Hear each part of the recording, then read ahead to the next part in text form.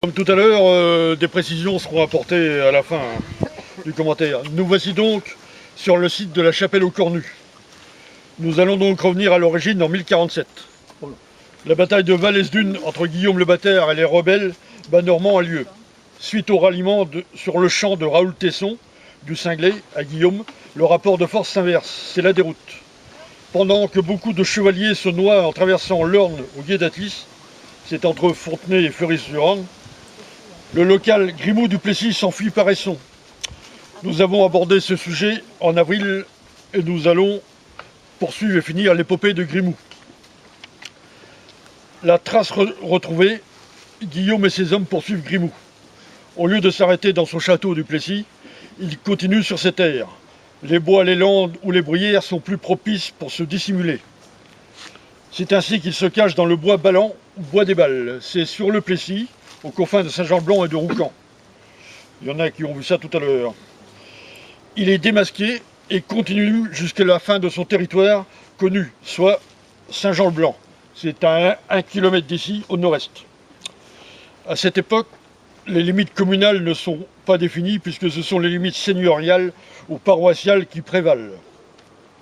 Il est donc possible que, tout comme à Saint-Martin-de-Salan, des mottes castrales délimitent son territoire. Dans les bruyères de Lacy, une parcelle se nomme les mottes. La particularité, c'est qu'elles sont elles aussi en dehors des terres confisquées et redistribuées, à sa mort en 1074.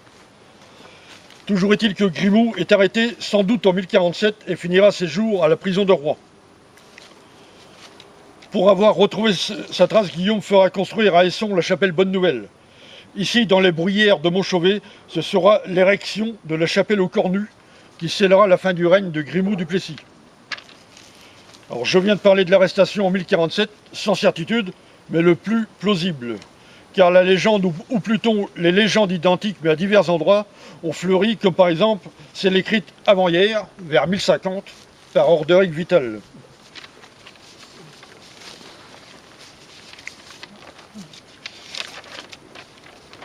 Pour se venger d'être emprisonné, à la suite de la bataille de Valesdune, Grimou du Plessis fait croire à Guillaume que Mathilde l'a trompé avec lui.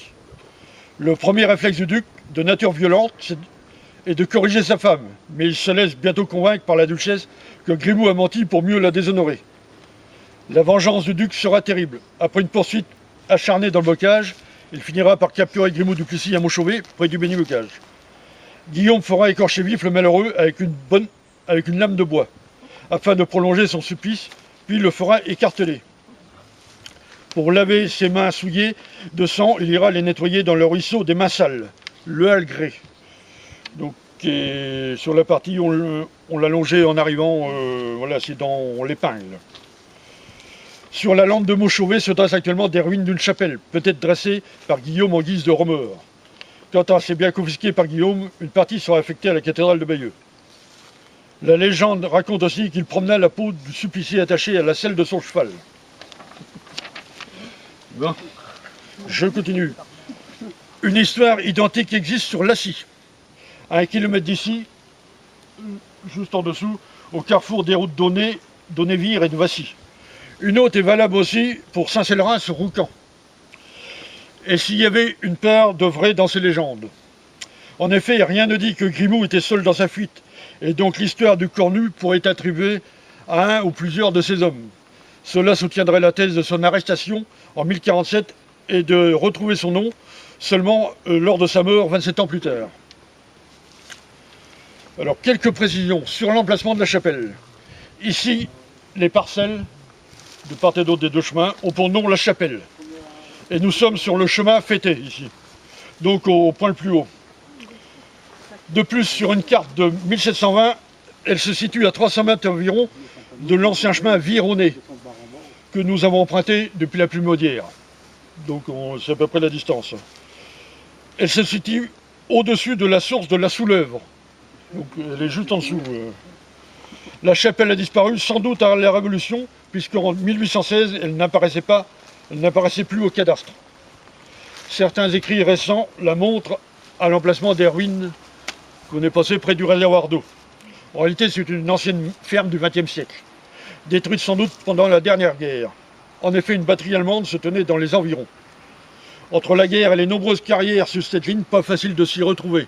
Donc on voit plein de creux et de bosses là tout le long. Tout comme avec le nom du Cornu, car des habitants portent ce nom. Et en plus, ils ont habité dans les environs. Et au hameau qui porte le même nom. Donc c'est à 500 mètres d'ici. La ferme du Cornu, c'est sur Lacy. Donc si vous voulez encore d'autres précisions, bon, n'hésitez pas, mais bon.